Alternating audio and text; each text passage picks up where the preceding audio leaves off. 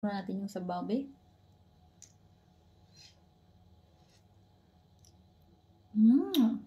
Delicioso. Amo na ini ang adlaw nga maluto na ako sining trending nga sinigang nga corned beef. At yan pala yung mga ingredients nga ginapakita ko sa inyo, hindi ko na pag-isa-isahon pa. At ito pala yung aking pangmalakasan nga sinigang mix. Matagal ko na talagang gustong lutuin ito at nag-curious talaga ako sa lasa niya kasi 'di ba kadalasan nga ginaluto naton sa sinigang is isda, hipon, manok kag baboy. Kag amo lang ina ang akon nga natilawan nga sinigang ba.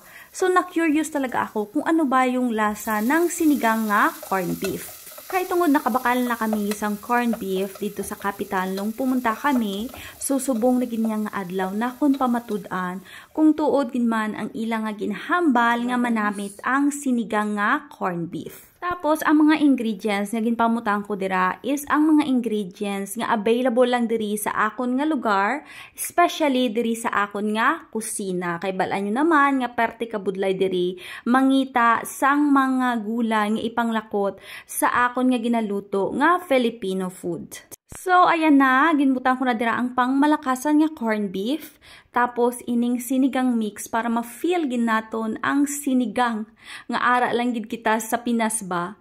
So, ari na, tilawan na kag pamatud-an. A moment of katotohanan. So, ito na yung ating corned beef at yung aking rice. So, tikman muna natin yung sabaw, be.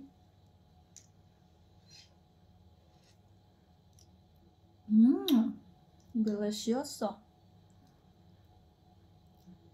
So, butang natin sa kuha na ato ng rice.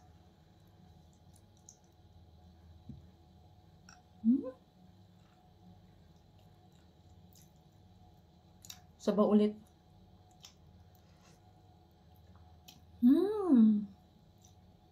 Totoo nga ang chismis, masarap.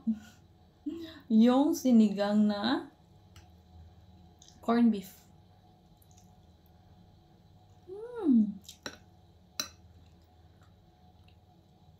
Labanos.